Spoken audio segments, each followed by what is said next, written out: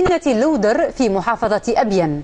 وفي نصاب بمحافظة شبوة دارت اشتباكات بين مسلحين وقوة الأمن أدت إلى مقتل شخص وإصابة آخر. وفي مدينة لحج بالجنوب أفادت مصادر محلية أن مجموعة مسلحة يعتقد بانتمائها لتنظيم القاعدة حاولت اقتحام مبنى المخابرات. في مؤشر على تصاعد حدة المواجهات بين القوات اليمنية ومسلحين في جنوب البلاد، مناطق في محافظتي لحج وأبين تحولت إلى مسرح اشتباكات عنيفة بين الطرفين خلفت قتلى وجرحى. وتبرز هذه الصور الحديثة مشهدا لكمين نصبه مسلحون يعتقد أنهم من تنظيم الحراك الجنوبي لمركبة عسكرية وصلت لتعزيز نقطة أمنية في مدينة الحابلين بمحافظة لحج. فيما تظل وتيرة هذه الاشتباكات مرشحة للارتفاع، فإنها تأتي على خلفية تعزيزات أمنية دفعت بها أخيرا صنعاء في بعض مناطق الجنوب بهدف بسط الأمن والاستقرار.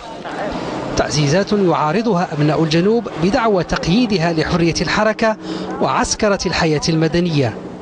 وفي سياق متصل، تعرض مبنى المخابرات في مدينة حوطة بمحافظة لحج أيضا إلى هجوم من مجموعة مسلحة يعتقد أنها تابعة لتنظيم القاعدة، أسفر عن سقوط 2 من المسلحين وإصابة 7 من أفراد الشرطة.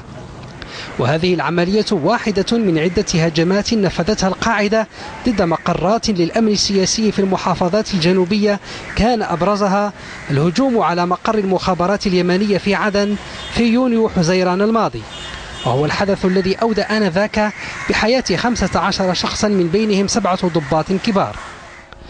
وبينما كان جناح القاعدة في اليمن يركز ضرباته في السابق على أهداف أجنبية، أصبح يستهدف الدولة، خاصة بعد الحملة التي شنها الجيش اليمني ضد معاقل القاعدة، والتي شملت توجيه غارات جوية كان آخرها في منطقة المعجلة في محافظة أبين.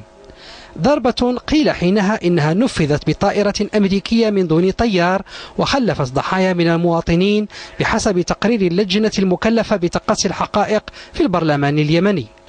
ويخشى بعض جيران اليمن وقوى غربية من أن يستغل تنظيم القاعدة في اليمن حالة عدم الاستقرار وضعف السلطة المركزية في جنوب البلاد للقيام بعمليات مثيرة، عمليات عنوانها الأبرز أن القاعدة في اليمن لم تهزم بعد.